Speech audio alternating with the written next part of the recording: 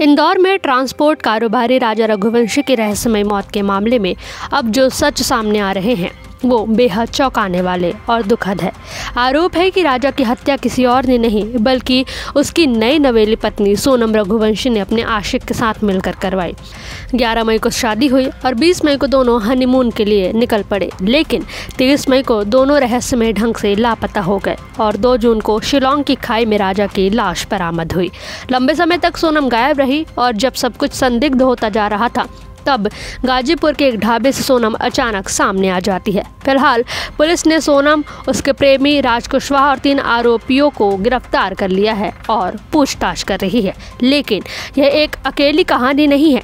ये केस एक बार फिर हमें याद दिला रहा है उन दर्दनाक मामलों की जहां प्यार का नाम लेकर पत्नियों ने पति की हत्या कर डाली, जहां पत्नी ने आशिक की खातिर पति को मौत के घाट उतार दिया। लिस्ट में उत्तर प्रदेश के मेरठ की मुस्कान रस्तोगी समेत कई नाम शामिल है। मेरठ की मुस्कान रस्तोगी, जिसने प्रेमी साहिल के साथ मिलकर मर्चेंट नेवी में अधिकारी अपने पति सौरभ की हत्या कर शव के टुकड़े ड्रम में भर दिए। मर्चेंट नेवी में अधिकारी रहे सौरभ राजपूत अपनी पत्नी मुस्कान का जन्मदिन मनाने के लिए लंदन से आए थे। पुलिस के अनुसार राजपूत को नशीला पदार्थ दिया गया, चाकू मारा गया, उनके शरीर के टुकड़े किए गए और एक ड्रम में डालकर ड्रम को सीमेंट से भरकर बंद कर दिया गया। तीसरी कहानी है राविता की, जिसने अपने 19 साल के प्रेमी के साथ मिलकर पति का गला घोटा और जहरीला सांप रखकर हादसा दिखाने की कोशिश की। हालांकि पोस्टमार्टम रिपोर्ट में सच्चाई सामने आ गई। चौथी कहानी है राजस्थान की जनता की, जिसने प्रेमी बशीर के साथ शराब के नशे में पति मस्तान की हत्या कर दी। दरअसल जनता और बशीर खान 1 साल से एक दूसरे के संपर्क में थे।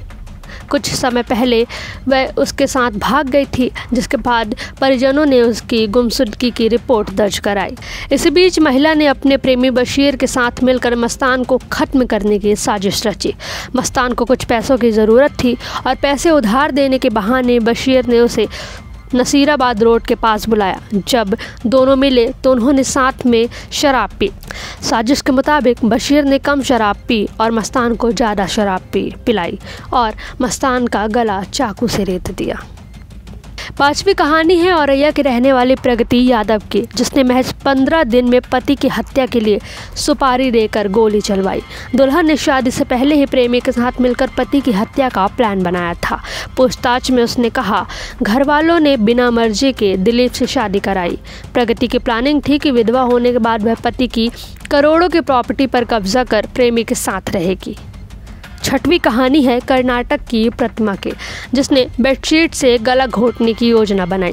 ब्यूटी पार्लर संचालक प्रतिमा ने प्रेमी दिलीप के साथ मिलकर बालकृष्ण को मारने की साजिश रची। दोनों ने उसे भोजन में जहर देकर बाद में बेडशीट से गला घोटने का प्लान बनाया था।